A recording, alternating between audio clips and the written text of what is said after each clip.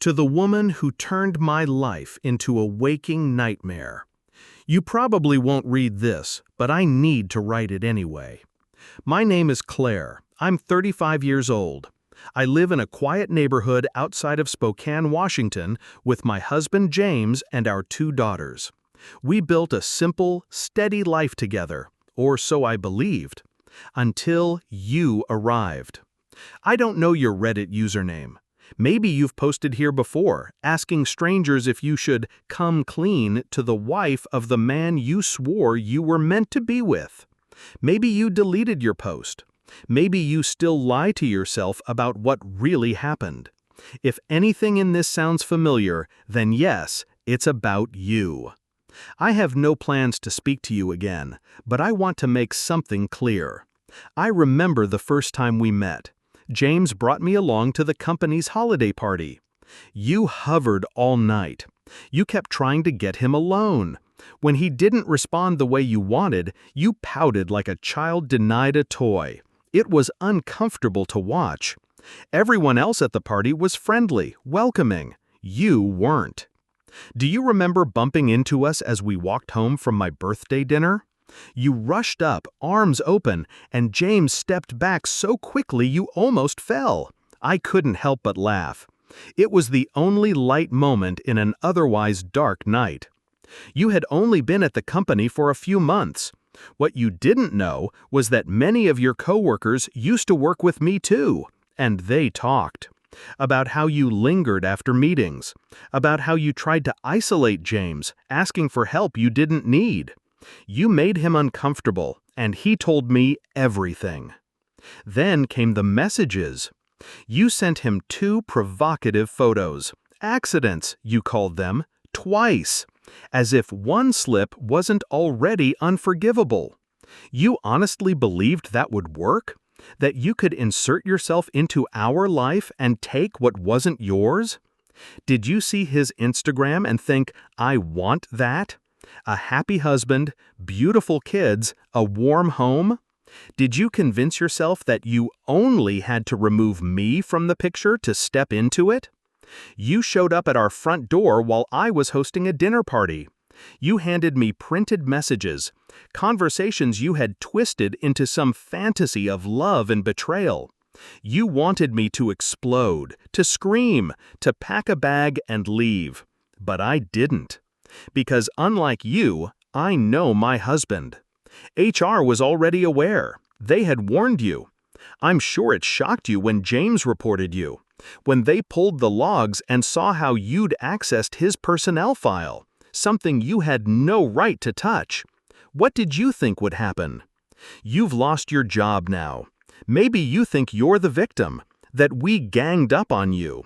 But you did this. You crossed every line. If you show up here again, if you come near my children, my husband, or the life you tried to dismantle, the police will be called. We're not playing games. One more thing. Next time you fabricate messages, at least have the decency to replace the placeholder names and phone numbers. Sloppiness doesn't suit you. People have asked if I tried to find your post, some confession you left online. I did try, briefly. But how would I even recognize it? Was it a post about how you lied to me? Or one where you convinced yourself you and James were in love? Or were you simply looking for validation from strangers who didn't know the damage you'd caused? When you gave me that envelope with your evidence, you had a whole monologue prepared. I still hear your voice in my head sometimes. Calm, delusional, like you believed it all.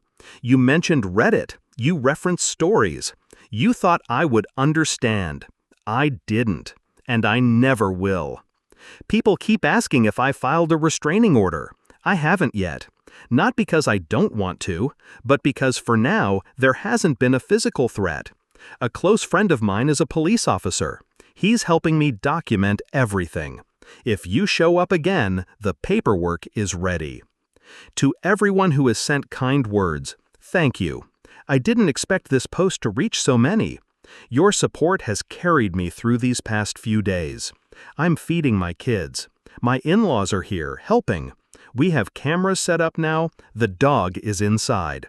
We're safe, for now. But I'm tired. So very tired. I didn't ask for any of this. I didn't deserve it. Neither did my husband, who's been honest with me from the beginning. Or my children, who don't understand why their mom triple checks the locks every night. All we ever wanted was to be left in peace.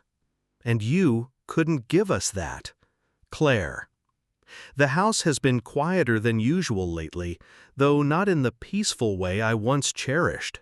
There's a heaviness in every room, a silent reminder that trust can be shaken by the actions of strangers and shadows we never saw coming. I've been slower to respond online because life offline is still in recovery, but I'm here. Someone asked if she actually accessed James's personnel file. The answer is yes, and the more I learned about it, the more it made my stomach turn. Let me explain. At the company, every employee has a digital profile, interlinked systems based on department roles. You only access what your job requires. HR files are locked down, secured with individual digital signatures. Every entry, every click, every change leaves a trace. It's not foolproof, but it's traceable. James is in marketing. She was in events. That means she should never have been able to access his records. But she did, repeatedly. HR discovered logs showing she entered his file several times over a few weeks. Someone either gave her access she shouldn't have had, or there was a system glitch, something that slipped past until it was too late.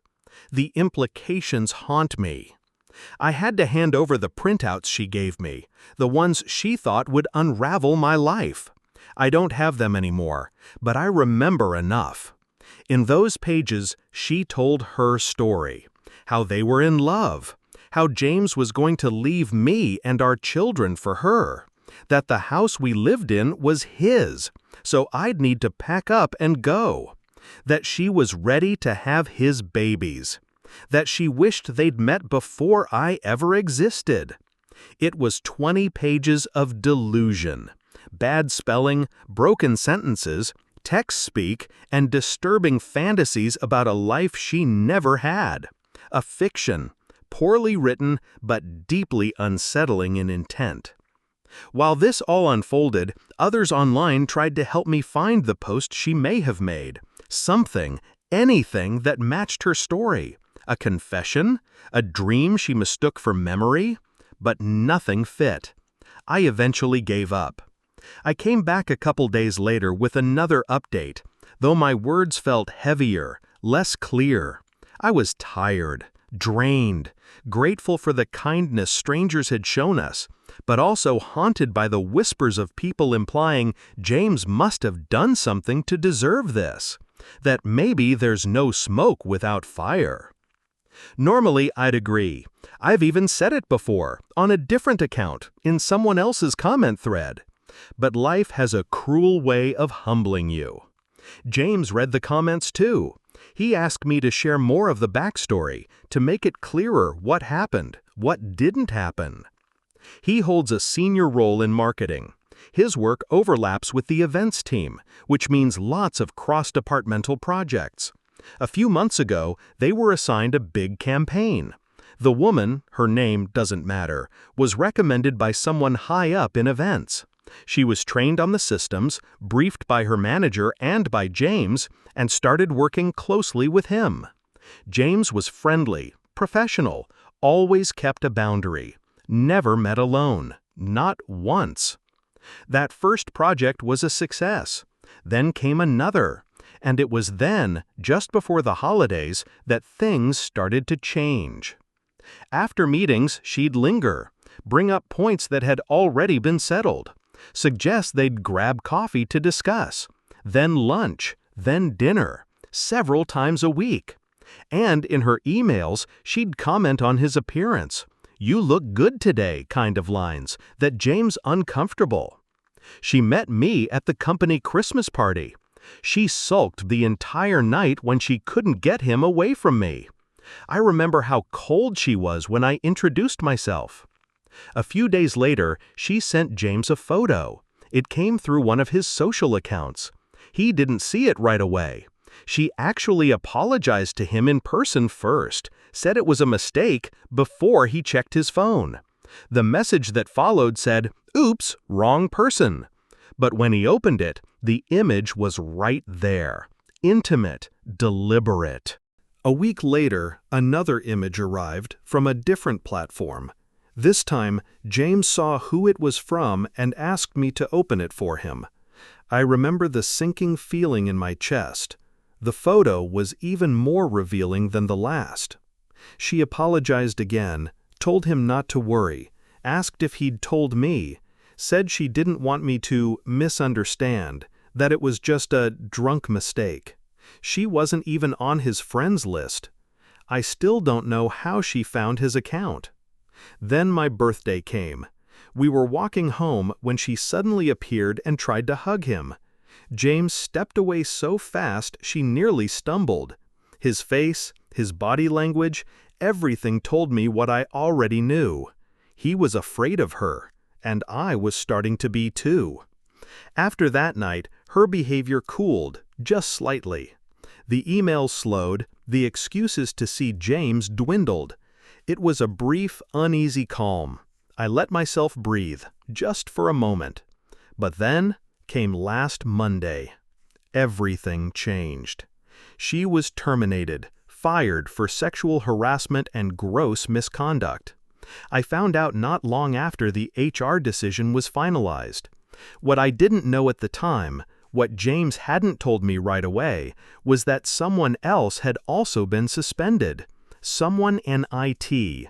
Someone who gave her access she should have never had. That week, both James and I had been working remotely, mostly keeping to ourselves after everything. He didn't want to burden me further, but the truth came out soon enough. Right after he formally reported her on a Wednesday, HR had acted quickly. He turned over everything: text messages, screenshots of the social media messages she sent, and the email threads she'd polluted with inappropriate remarks. Not once had he responded. Not once had he crossed a line. Still, because of the nature of the accusations, HR had to move fast. The company couldn't risk further liability. She was dismissed the very next day. She never filed a complaint of her own, never attempted to accuse James of anything. That was a small relief in a week that otherwise felt like falling through glass. Later, James explained to me in more detail how their system worked. The HR database was secure, at least in theory. Only HR employees had clearance to enter or modify personnel files. Everyone else's access was limited based on their department. Every digital interaction with a file was tracked, time-stamped. Every click left a trail. But someone had bypassed that. An IT staff member had given her access. She wasn't in HR. She wasn't supposed to see anything, let alone make changes. And yet, she'd been inside James's file 34 times. 34. Whatever she did in there, it wasn't minor. HR told James they had to restore his records from a backup because the edits were so extensive.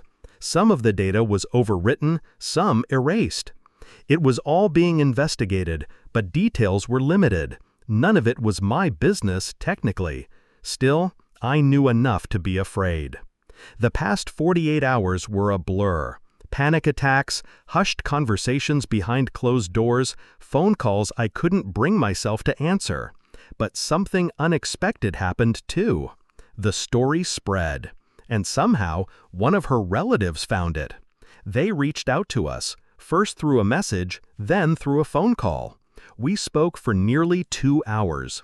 I won't share their name or personal details, but with their permission, I'll say this.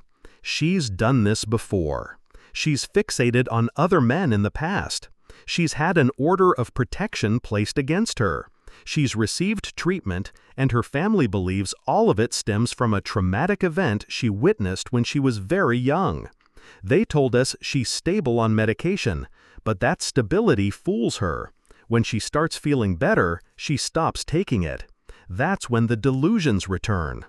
The texts she sent James, she'd actually shared them with her teenage niece, told her it was a prank, a joke. The girl had no idea what was really going on. She panicked when we reached out, hung up on us, and ran to tell the rest of the family. That's when the truth started to unravel. She's now staying with other relatives nearly 4 hours away from us. Her family has promised to contact us if she disappears, especially while her meds are still stabilizing in her system. We're not pressing charges for now, but we've logged everything with the police just in case. We've upgraded our home security. We've informed the girl's school and daycare.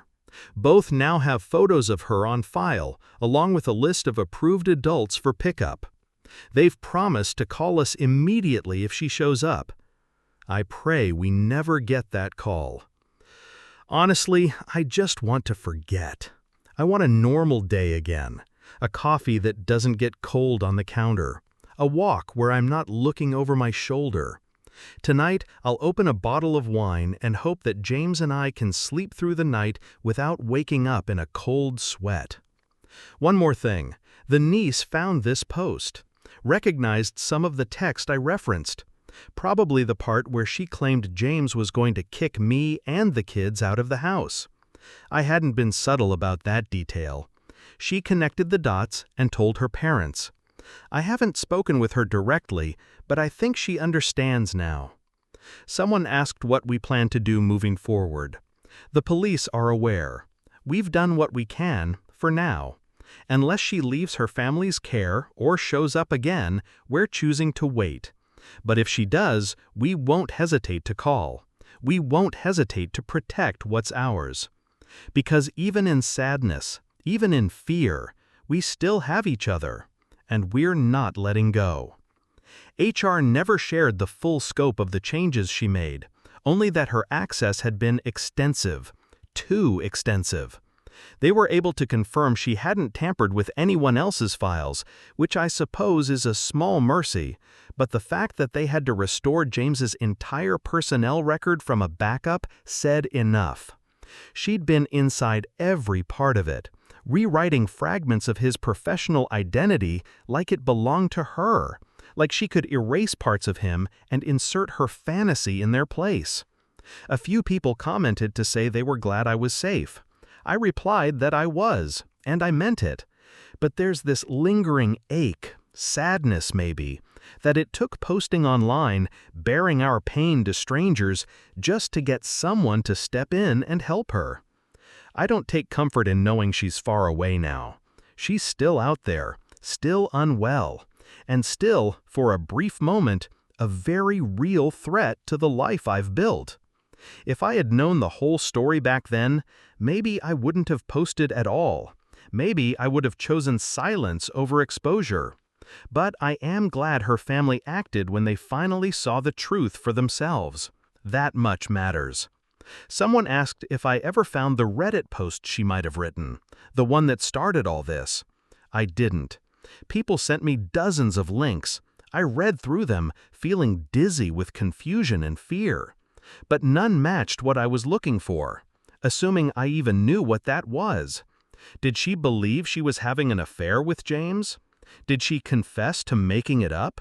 Did she twist the truth so much that it was unrecognizable, even to her? I didn't ask her family for her Reddit history when we spoke. I didn't ask for anything from them, really. She wasn't in a relationship. She never wanted anything from James other than what she imagined he represented. Her obsession was never rooted in reality. Since my last update, I've stayed in contact with her brother, Wayne. He's tried to keep us informed without overwhelming us. According to him, she's improving, but slowly.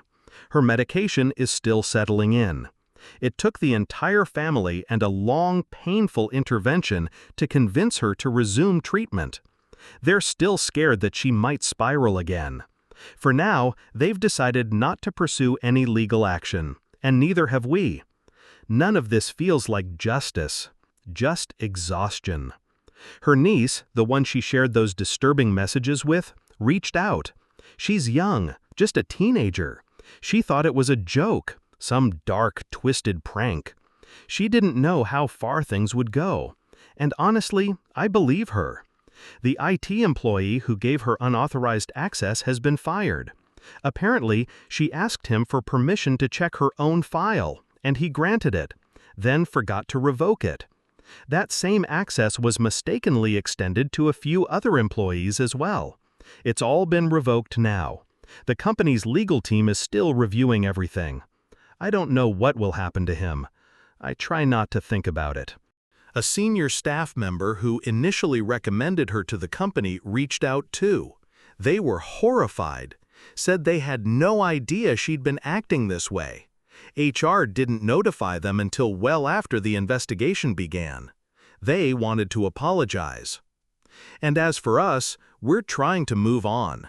We're not pressing charges, not because we're forgiving, but because we want to reclaim our peace. If James's reputation had been truly damaged, or if we'd felt endangered, it might be different. But for now, we're simply trying to breathe again. Of course, life doesn't always give us the luxury of stillness. Almost 6 months after I first wrote about this, I'm back. I wish I wasn't. I wanted that last update to be the end of everything. But real life isn't that kind. It twists and turns and pulls you back in, even when you're desperate to be done. I've tried to write this post several times. Each time, something new and unbelievable happened. The kind of thing that, if I read it in a book, I'd think was too far-fetched. Like a bad soap opera with too many plot twists. But it's real. If you're new here, here's the short version. My husband James worked with a woman who became obsessed with him. She showed up at our home with fake proof of an affair. She accessed his private HR records without authorization. She created a false narrative and nearly tore our lives apart. Her name was Sarah. That's not her real name, but it's what I'll use here. After everything came to light, she was moved to stay with her aunt and uncle 4 hours away under the care of her brother Wayne. The plan was simple. She'd get better, stay on her meds, and eventually live independently again. Wayne promised us that if anything changed, if she disappeared, if her condition worsened, he'd let us know immediately. And for a while, things were quiet. Until one afternoon in late March. I had left my phone inside while gardening out front. It was one of the first warm days of the year, and I was clinging to a little normalcy, planting bulbs for spring. I looked up, and Sarah was standing right there. She was smiling. And before I could even process the fear bubbling in my chest, she beamed and said, "I'm pregnant, and it's James's." She wasn't disheveled. That's what surprised me. Sarah was dressed neatly, her hair combed, makeup soft and deliberate. There was nothing on the outside to betray what was unraveling beneath the surface. But her eyes told the story. The way they lit up, the way her voice carried this twisted sort of joy as she spoke. She told me she was pregnant. And she told me, smiling wide, hands resting gently on her growing belly, that James was the father. My breath caught. My body froze. It took everything in me not to stagger backward. There was a ringing in my ears that blocked out the world for a moment. The words she said after that barely registered. That I had been a loyal wife for staying with James after his infidelity. And now I had a responsibility. To be civil for the sake of the child. She hoped, she said, that I wouldn't hold our love against our baby. I stood there, numb. There was a time, earlier in this nightmare, when I tried to give her the benefit of the doubt, when I believed this was just a cry for help gone wrong. But now, hearing her invent a child, a shared life, an entire world that didn't exist, it was a cruelty I hadn't prepared for. And yet, in some ways, it was almost laughable, because the math didn't add up. She claimed her due date was mid-June. That would mean she conceived months before she ever met James. long before she stepped foot into the company. At most, he'd glanced at her resume when reviewing applicants. That was the extent of their interaction before she started. There was simply no possibility. No room in our lives for secrets like that. We have 4 children. James works full-time. We share hobbies, a home office, and a calendar so tightly coordinated it sometimes feels like a dance. Unless he was conducting an affair on the train to and from work with military precision, it was impossible. Still, as soon as she left, I rushed inside to find my phone. Missed calls, voicemails, texts from Wayne, Sarah's brother, desperately asking me to call him back. My hands trembled as I dialed. Wayne's voice was frantic. He'd just learned what had happened. Apparently, during an update with their aunt, someone had slipped up. Something was said, he wouldn't tell me exactly what, but it led to Sarah admitting the pregnancy, and more than that, to a confession of how deeply she believed James was involved. Wayne was devastated. When Sarah arrived at their aunt and uncle's home, she told them everything, her version at least, that she was carrying James's baby, that she had to protect it, and together they made a dangerous decision. She would stop taking her antipsychotic medication until after the baby was born. They believed her. They genuinely thought my husband had betrayed me, fathered this child, and then lied to cover it up. They told Wayne she had become emotional afterward, not unwell. They accepted her story without checking it, without asking him, without even considering that her perception of reality might be broken. Every update they gave us over the following weeks had been a performance. Lip service to keep us calm. In truth, they were enabling her. Wayne was heartbroken, angry, helpless. I told James everything that night. We sat in the living room, barely speaking, holding hands with a grip that felt like a lifeline. There was no way to disprove the claim without a test, so we made a decision. We would wait until the baby was born, and then, if needed, we would seek a restraining order. The next time Sarah came was early April. We saw her approaching through the window. James sent the kids upstairs. I grabbed my phone and quietly followed him outside. I didn't want her near our children. I didn't want her seeing the inside of our home. I didn't want to be alone with her, not without cameras, not again. She smiled, rubbing her stomach, asked if she could come in. I told her no. James, calm but firm, said he wanted a paternity test. She looked offended, like we'd accused her of something obscene. She insisted she had never been unfaithful to him, that it hurt to be questioned. But she agreed. She'd take the test after the baby arrived. If I hadn't known the truth, if I were a stranger witnessing that conversation for the first time, I might have believed her. She was so sure, so certain. That, more than anything, scared me. This wasn't manipulation. This wasn't a game. She believed every word. Then, just before she left, she asked for money, for baby supplies, rent. She wanted to be independent before the child arrived. I told her we couldn't help unless paternity was confirmed. She didn't argue, just nodded like she expected that answer. Later that month, we got a call from James's parents. Even they asked the question, was there any chance the baby could be his? James said no. They believed him. But then they told us Sarah had shown up at their door to introduce herself because she thought they should be part of their child's life. She told James's parents she wanted them to be involved once the baby arrived, that they were family now too.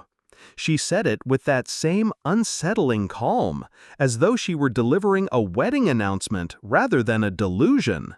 Thankfully, they already knew everything.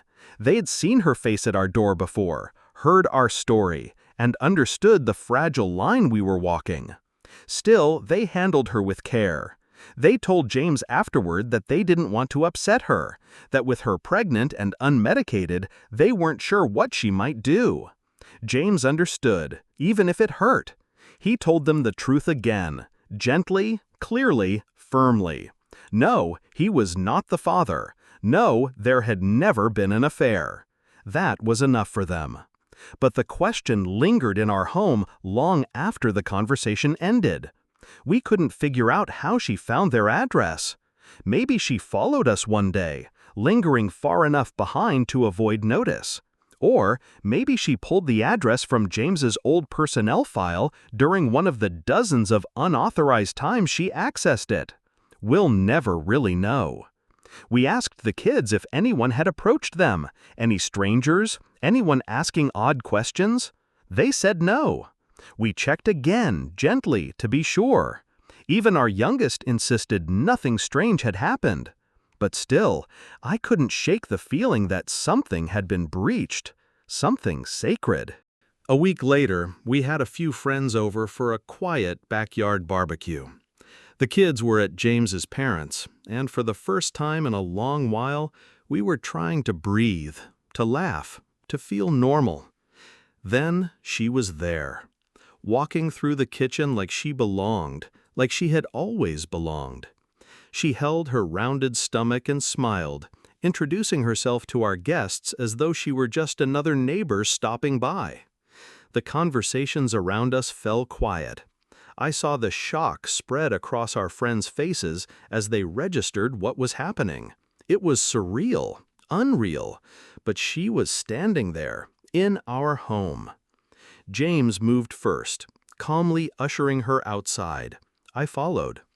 All that effort we'd made to stay composed, to keep things from escalating, to protect her mental health, vanished the moment we closed the door behind us. There were words, sharp ones. She was told clearly and firmly that she could not return here, that this wasn't her home, that James was not the father, that they had never been in a relationship, that he owed her nothing.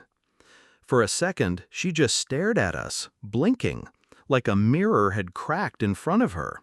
Then she turned and left without another word. We called Wayne right away, and he drove out that night to find her. He eventually did. I don't know where. I didn't ask. But that was the night I started the process of selling our home. As much as I loved it, every memory, every room, I couldn't stay.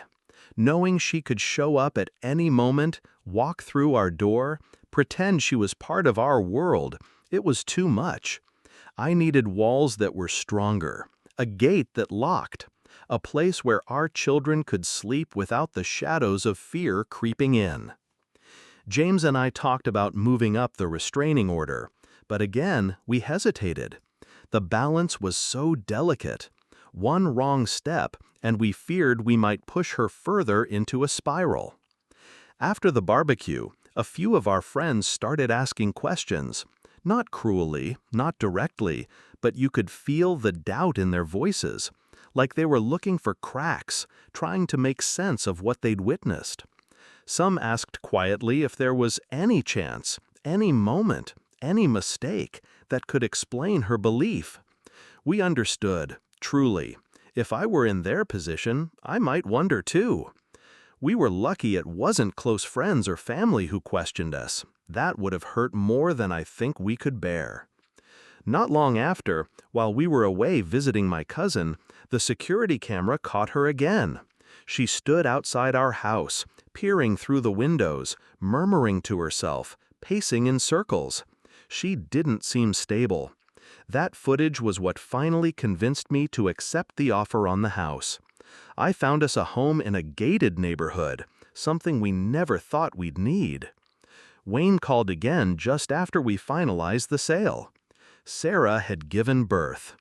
He told us the baby looked almost identical to her ex. There was no question anymore. But James agreed to a DNA test anyway, not because he needed to, because I didn't ask for it, but because he needed to see it in black and white, to put it to rest, to prove beyond anyone's whisper that it was never him. I told him again what I'd said from the start. I never doubted him. I doubted the world around us. I doubted what people are capable of convincing themselves is true, but not him. We also asked Wayne to make sure Sarah wouldn't be able to seek child support, ever. Her aunt and uncle, now fully aware of what they'd enabled, were horrified. They apologized through Wayne, promised to do better. They gave her an ultimatum: take her medication daily in front of them or be admitted into a facility. Wayne would care for the baby in the meantime. She agreed. The DNA results came back. Not his. The look on James's face, I'll never forget it. It was like exhaling after holding your breath for months. It's been about 6 or 7 months now. The dust has mostly settled, and things feel quieter. Not the kind of quiet that brings peace, though. More like the stillness after a storm, where everything is still standing, but you can't shake the feeling that something's changed forever. Sarah is doing better, at least in the ways that count. She's still struggling, especially with the demands of being a new mother. Wayne told us that she started to accept that there was never any affair between her and James, that what she believed so strongly was never real. The medication is helping, he says, slowly, gently, like thawing frost. He's been encouraging her to reach out to her ex, the baby's actual father. That's not my business, and honestly, I don't want it to be. I don't want to carry this any longer than I have to. As I was packing up boxes for our move, I gathered a few baby essentials, things our kids had long outgrown but were still in beautiful condition. I gave them to Wayne, quietly, told him he could say whatever he needed to say about where they came from. She wouldn't guess they were from us. Why would she, after everything? A few people asked about the police, whether we're pursuing anything further. Yes, we're going ahead with the restraining order. I'm sorry if this update feels disjointed. I've written and rewritten it more times than I can count. There's so much I probably left out, details that slipped through the cracks, moments I've tried to forget. Each time something happened, we logged it with the authorities, but so much of it was just unsettling conversation. No physical violence, no explicit threats, just that creeping, bone-deep sense that something was terribly wrong.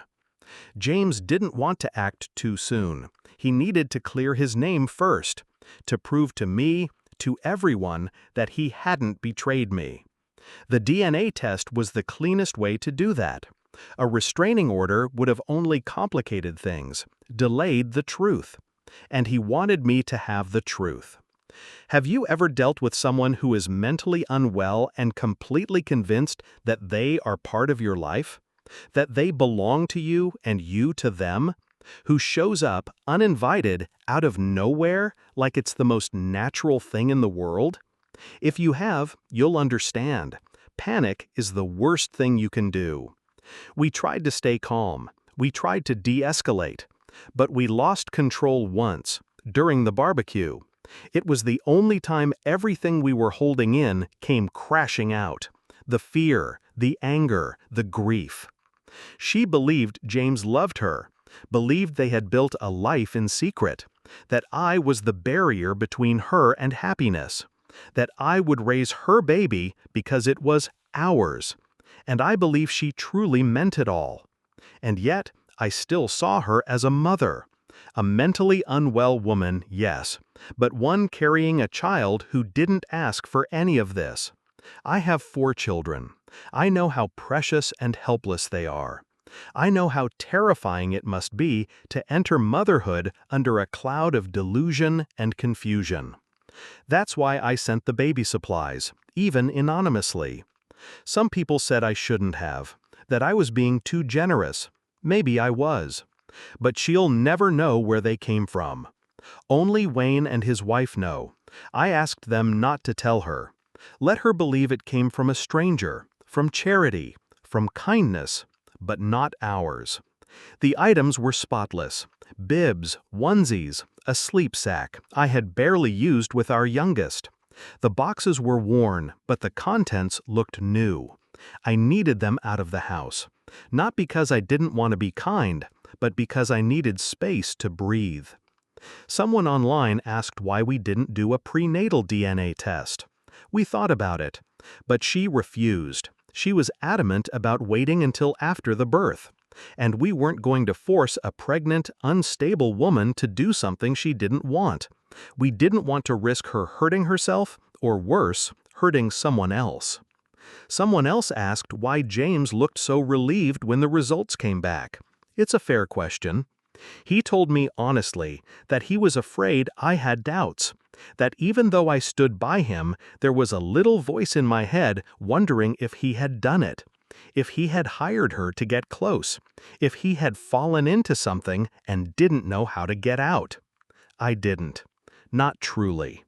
But I'd be lying if I said the whispers from others didn't get to me. That's why he needed the test.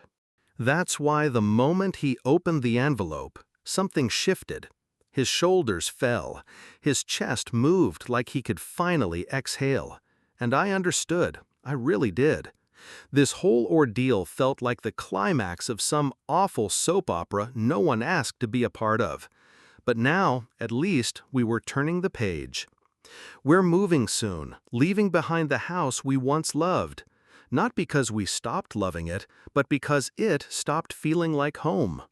So now I turn this over to you. What do you make of Claire's story? It's a heavy one, I know, but maybe that's what makes it natter. Thank you for staying with me through it all. For every kind word, every moment you spent listening, thank you. These stories aren't easy to tell, and they're even harder to live. I hope you hold your people close tonight.